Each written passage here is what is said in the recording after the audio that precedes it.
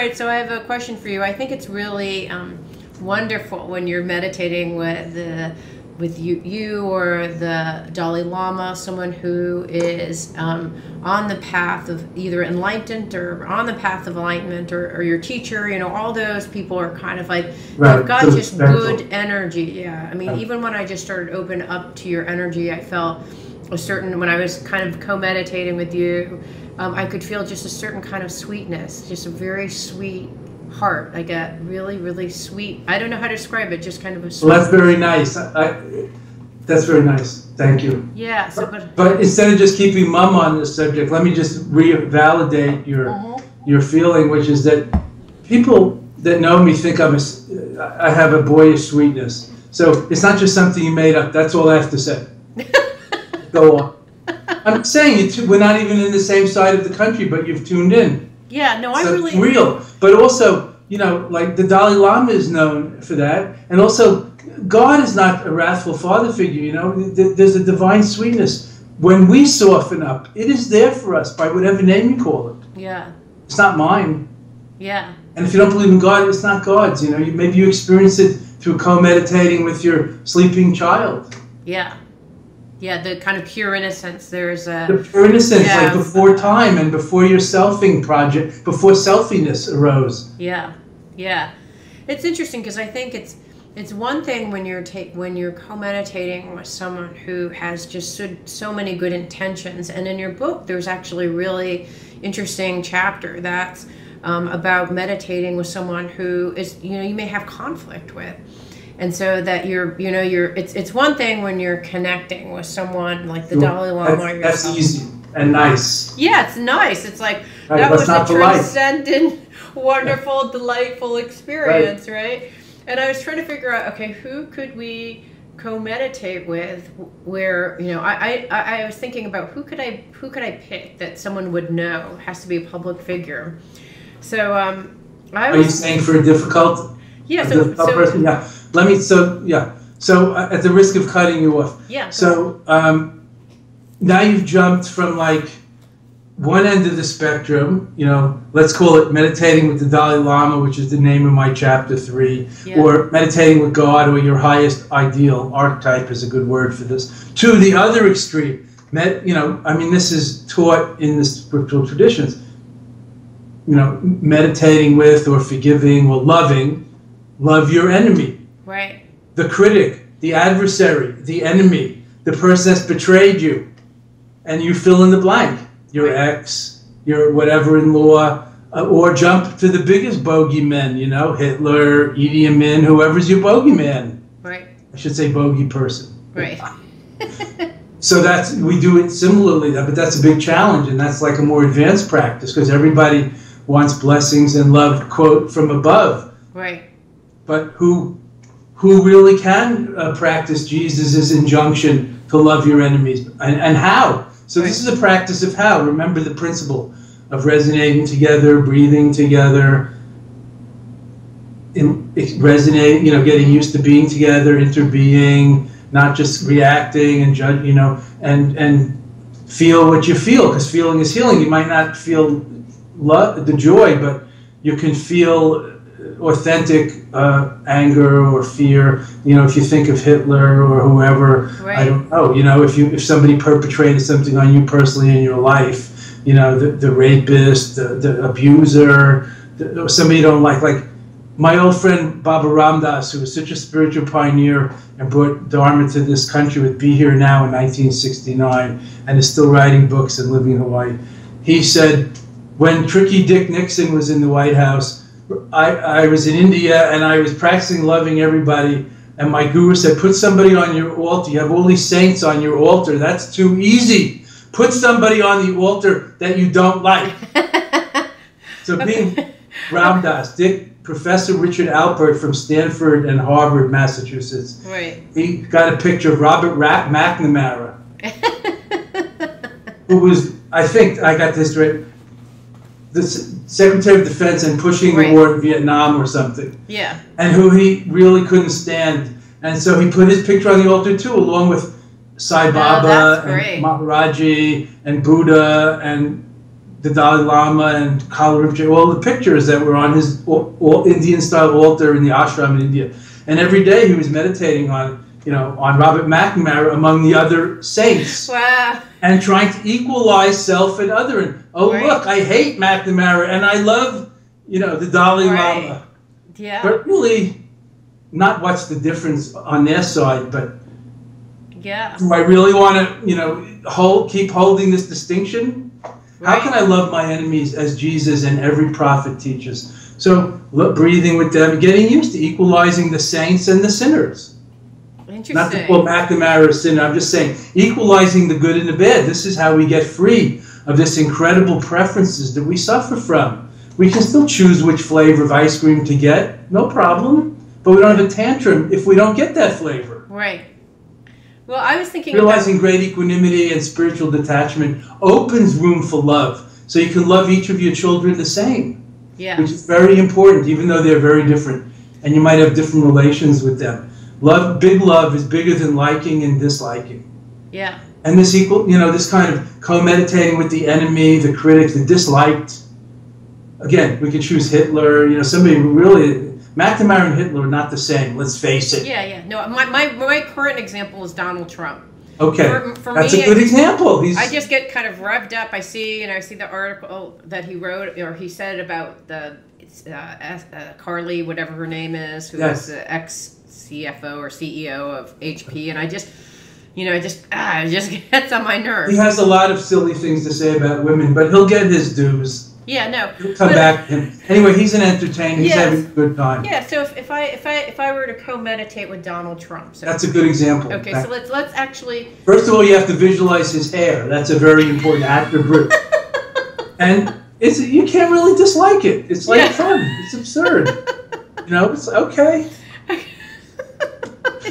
It's part of life, is people doing things like that. I'm breathing in his hair. Exactly. I'm breathing out love. I'm breathing in his hair.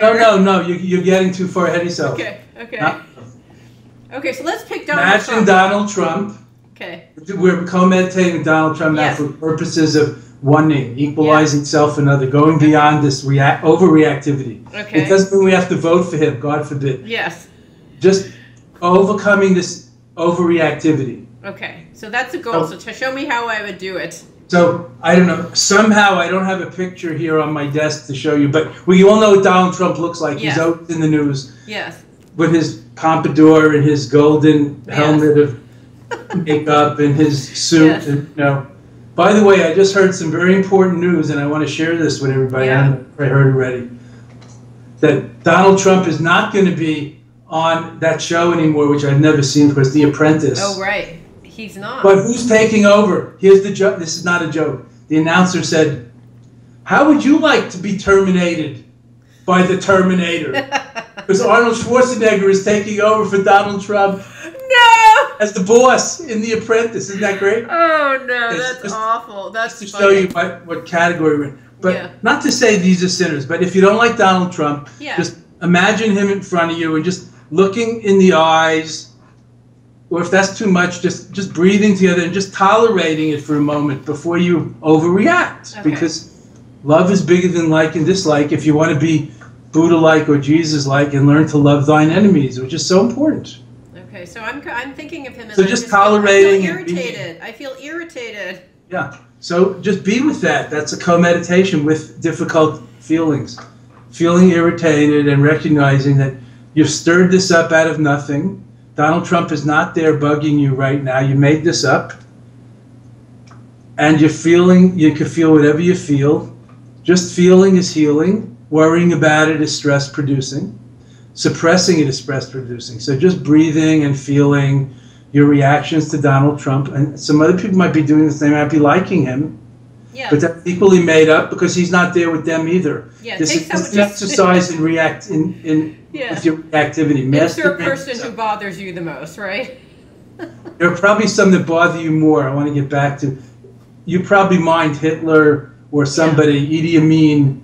Yeah, more. Or Saddam Hussein, or I don't know, Bin Laden more than Donald Trump. Right, they're not on the same Those are the good enemies to co-meditate with. So you get used to tolerating them and accepting that they're in the world. It doesn't mean you condone what they did. Right. but we're not so overreactive, which is just stressful for us. Irritation and anger and resentment is a stress.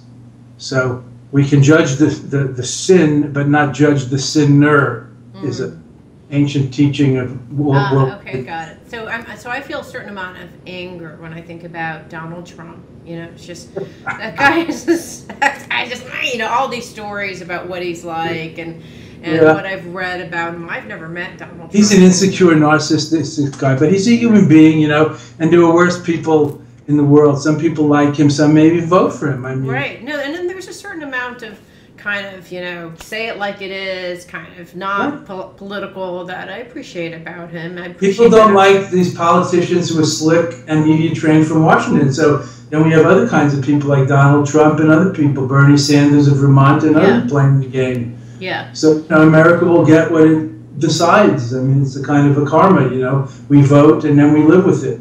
That's a co-meditation, voting and then living with, accepting somebody else won that you didn't vote for. You see that's how we overcome separation and also know it's temporary. Okay, so in your book you talk about there's one meditation which is overcoming the isness, and so we did very similar.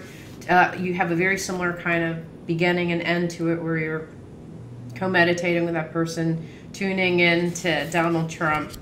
And then you say at the end, no worries about the other's thoughts or opinions, reactions, or process. Recognize all the waves of experience as your own mind projections, right? So my mind was, you're angry, you're like, how do you make these comments? You're a pig, all these awful judgments. Those words come to mind. Yeah, and then it's conscious and unconscious workings, and if there's no one there, the lights are on, but no one's home, not to mention no other person, you just don't know. Enjoy the ignorance for a change rather than trying to become a know-it-all.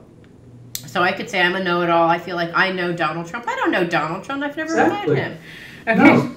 You know the Donald Trump character as played on TV. I know, yes, I know his persona as played on TV. Like Colbert was a certain kind of person when he had the Colbert Show. Right. Now he's on the Late Show, and there's a carryover, but he's not that, conservative kind of blowhard he was pretending to be. Yeah. So if you just view this as kind of a persona, so it's basically just seeing the stories in your head that you're playing about that particular person. So when you co-meditate, it's like I'm just co-meditating with an actor who's acting out a certain role and acting out a certain desire that the American public has, because we want to have someone who's not a straight-on politician. So this is how you would do. And then there's one that's called Stand in Another's Shoes. Imagine seeing through their eyes. So are you saying... This is very profound. Yeah, so I'm going to pretend I'm Donald Trump. How does it look? So I'm imagining, if I were Donald Trump, how do I see the world? And so well, get very practical. Like you co-meditate with him, but you switch roles. Like you look in the mirror and he's looking at you. Like, okay, I'm Donald Trump now. Okay. Oh no. New Yorker. Okay. No, I'm not going to expose you. I'm just saying. Yeah. Okay. Yeah. Donald Trump thinks. I won't pick on you. Yeah. Let's pick on somebody else in the media that everybody knows. Let's say Terry Gross. Okay. Because you're like a liberal broadcaster. So Terry Gross is a very liberal, lefty-wing kind of NPR broadcaster, very well known. So I don't know what Donald Trump thinks, but I could guess. So it's like he would think of you. Oh, look, this C.J. Liu, this very lefty, progressive, I don't know, probably illegal immigrant. I'm exaggerating. Yeah, she probably came in. Who's like who lives in Seattle, which doesn't even matter. Right. Who cares about Seattle unless you're a computer? Right. This is the blowhard of Donald Trump speaking. That's what he sees of you, and then you just have to laugh. You say, well, my opinion of him is probably equal to his in absurdity and not based on fact, because he doesn't know you. Right. And it's all stereotypes. So you start to then you see through the absurdity of our stereotyping, of our conceptual projections, like what we think of other people, and the liking and disliking, which brings us to help us see things through the other's eyes. Like, oh, why is it that those people on the other side of the aisle always vote the opposite of me and my friends and people? Well, if I grew up where they grew up and in their churches and had their background, guess what? That's how I would think and vote. Right. And if I grew up in Eastern Europe or in the Middle East, that's probably, if I was a Sunni or a Shiite, that's probably, I would have the views that those people have of Israel, of Russia, of Europe, of the Western powers, of America and Europe, and so on. And then you start to even out this incredible reactivity that we have. So you can love even those you don't like or agree with. And really get to the big love, the divine Buddha-like love. You open your heart to everything and you embrace the suffering with more joy and acceptance, even though you might still be working your best to change things for the better according to the way you see it and think. Okay, got it. So when not paralyzed. Yeah. So I look at his through his eyes and hearts and say, like, he looks at me and goes, stupid liberal, worthless media person, woman, menstruating woman, yeah, exactly, foreign, Asian, probably taking foreign looking, yeah. So I get it, and so he's like, and he's looking at me going like, what the hell do you even exist for? And I'm looking at him going like, what the hell do you exist for? Exactly.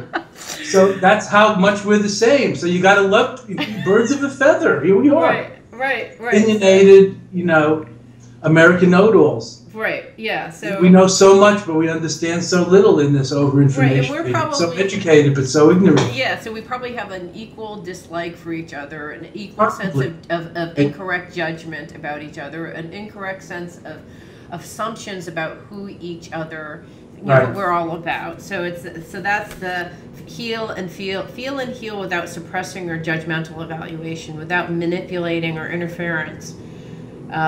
And just rest and saying, we're different and we agree to be different, and I don't have to judge Donald Trump. He probably judges me, and I don't have to judge him. It's entirely up to you. You're a free woman, like why judge people unless you're getting paid for it? Right. Unless you're a judge.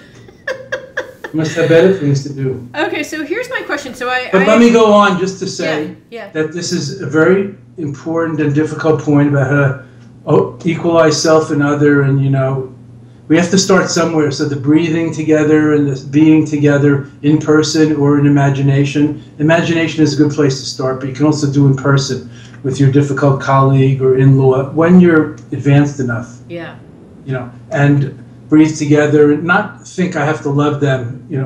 That's just a thought, but just start to attune to the fact that we have equally big, half-baked ideas about others, especially the ones we don't know that are far away, but also the ones we think we know. Yeah. That we assume a lot about, but we don't really get or know. And so, therefore, just to wrap this up, and this is in the book, I'm just not reading from the page, because I'm talking to you and looking at you, is the Buddhist adage, there is no unequivocally good or bad, there's only the wanted and the unwanted. Yeah. I want, I don't want, I like, I don't like. Right. There's a certain neutral, but it's mostly about this, the grabbing, the attachment, attraction, desire, and the aversion, the anger, the irritation. Right. And the fear and everything else is kind of related, but secondary to that. Right. And it's very difficult to say that there's some totally unequivocal good or bad. Right. Death is not unequivocally bad. Sometimes it's the better option. If you see what I'm saying. Yes. Cancer is not unequivocally bad. It's a disease. Right. I'm not wishing it on anybody, but from the point of view of the growth of cancer cells, it's a successful, manifest destiny. Just, it's like an empire building. From the point of view of the virus or the germs, whatever, cancer cell growth. So everything is very relative. Therefore, we always say you can't believe whatever you think. Right. Just whatever you read. Yeah. So it helps. My head is not the best neighborhood for me to live in. These are some of the one-liners I have in the back of the book. Yeah. I have a question for you. So, and I get confused a little bit because I've done shamanic work, and shamanic work they talk about shape-shifting when you're actually merging, and it feels very similar to that. Yes. There's also in their spiritual community they talk about energy vampires and people who have dark energy and I think, well, would you co-meditate with someone like that and take on, because it only if you can. That's very, very advanced. Like I was saying before, maybe if you're advanced and you're strong enough, then you can co-meditate within imagination. You don't have to necessarily try to sit in front of a serial killer, because it's dangerous. Right. Well, physically, but also energy-wise. You're talking about energy vampires. So it's good to say, love everyone, but it doesn't mean that you necessarily have to put yourself in danger or walk through Central Park at midnight alone to overcome your fear. Right. I mean, that's a good way to get in trouble. Yeah. Well, but the whole idea, though, as I understand it, is that you're breathing in someone's suffering, challenges, burdens, and pain. And you make a note in a part in your book that you said, but you don't want to breathe in their anger, prejudice, and violence. It's just breathing in. So that kind of confused me a little bit. What does that mean? Well, I don't think I said exactly that way. It's more like we're usually what we want is, back to my thesis that it's about the wanted and the unwanted. So we want the good, like, let's say we want to breathe in the light or the blessings or the love. We want to get love. We don't want to get anger and violence and, of course, diseases or abuse we don't want. Right.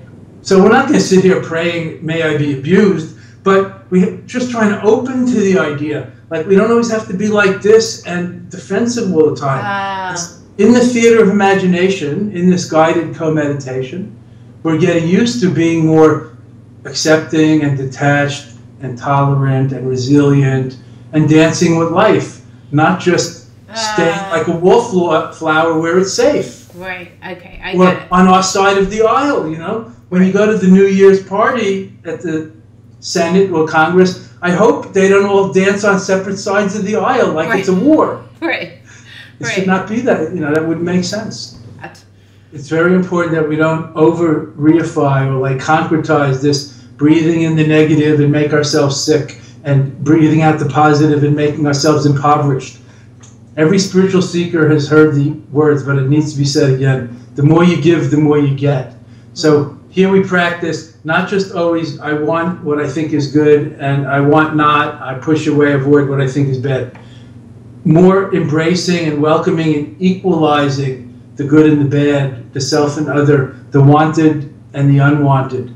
So with the breathing and the patience and resonating and getting used to being together, even what you find intolerable, like maybe walking in a cemetery is a good co-meditation with death, because it brings up some fears, even though it's a beautiful park and there's nothing to fear, but brings up whatever it brings up. So that's very illuminating. So it's like inviting in the difficulty. This Tonglen, or exchanging self and others, this sending and receiving, Tonglen, this breathing together practice from Tibet, Tonglen. It's about giving away the success and accepting the loss, just like sometimes you let your children win while you're teaching them to play games. Right. When they grow up later, you compete with them. Right, yeah. So that's a good example of not being a loser, being a winner, by giving others the success and taking the loss on yourself. It's a good healing practice. So you try to breathe in the disease and the suffering and breathe out your health and your joy and your youth and vitality. So you are reversing your tendency to grab what you think you want, because we really don't know always what's good for us. Okay, so in that case, you're breathing. But not make yourself sick. Okay, but you're not, so like in the case of, let's say I have a dear friend who is sick. Am I breathing in their suffering, or am I breathing in generalized suffering of their suffering? Really both, because there's no there and there's no you can't get it anyway. This is more like reversing your tendency to want, like some people are afraid of a dead body as if they're going to catch something. Some people are afraid of a cemetery. We have fears. Some people are afraid of, snakes, spiders. Okay. So it's like embracing and saying, I'm feeling your suffering, and I can feel the human suffering that we all feel. And I am feeling it with you. I'm in it with you. Okay, God. So it's not about... okay. You see, remember what the practice is seeing through the illusion of separateness, wanting, connecting, opening the heart. This is about healing cancer. This isn't about, saving the soul of some genocide or somewhere. Right. This is a spiritual practice about opening your heart to forgiving and learning the lessons. So it's actually being one with humanity and this person, not necessarily like, I want to be one with your anger and take it on and own it. Like, I'm not trying to steal their anger or violence, because that's for them to deal with. It's just, but the human it's a spiritual suffering. practice. Okay. So we're talking about your part of the equation, you know, like, I don't know, what's a good example? You're a married woman, and I met your lovely husband. I don't know what you do, like if you go to therapy, or even you just go and like get a massage, or or something, then that's like kind of for you, but it's also for both of you. It's for your relationship. Okay. The more better, happier, relaxed you are, the better for him and the relationship. So it's not selfish unless that's all you do. Right. But in the right proportion, that's very helpful. Yeah, I get it. Okay, got it. So it's about you, but not selfishly. But it's a spiritual practice about opening your heart to these people. You're not necessarily in the criminal field of rehabilitating these serial killers, but big love embraces and loves even the sinners. Okay. The big love is what we're working on, and equalizing self and other, and being tolerant, being resilient, not being so brittle and then defensive because we're afraid. If we let that in, we're close. I get it. And then it's a lot easier to be at a holiday with the in-laws that you don't get along with, or have different political or religious views than you, or whatever the example is. Right. We all have that in our life. Yeah, you can just go to that neutral place. I meditated last time about someone else who brought up those same things. They probably think the same thing of me, and you just go through that same. And then you kind of sit through the Thanksgiving dinner or whatever and just be neutral throughout. Or the difficult meeting at the office with the difficult boss, the difficult colleague, difficult employee, because that's life. But everything changes. That's not permanent.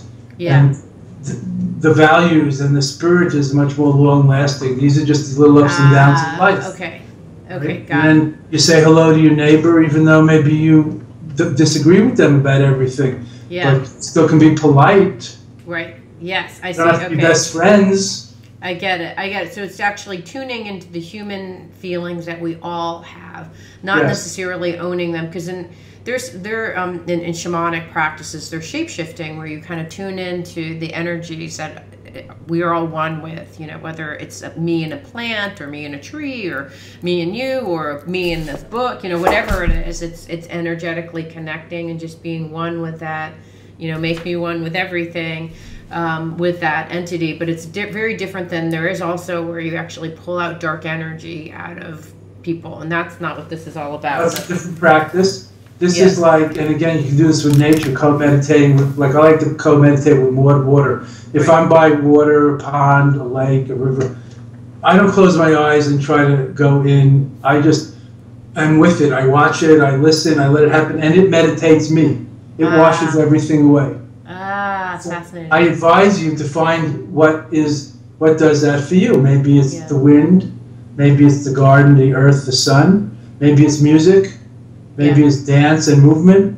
Yeah. Maybe it's the muse and creative, and you're writing or painting or sculpting or playing music, and you just forget yourself, but you're not asleep and you're not dead.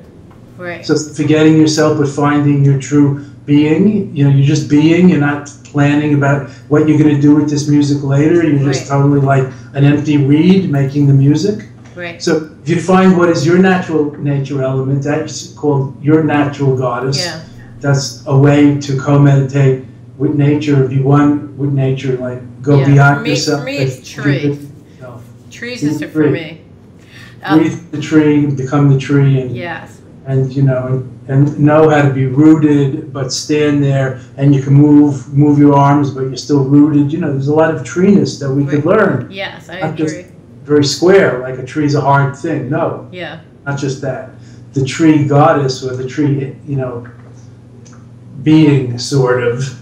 Yeah. We can learn from treeness. Yeah. How to have roots and not be tipped over by every wind. Yes.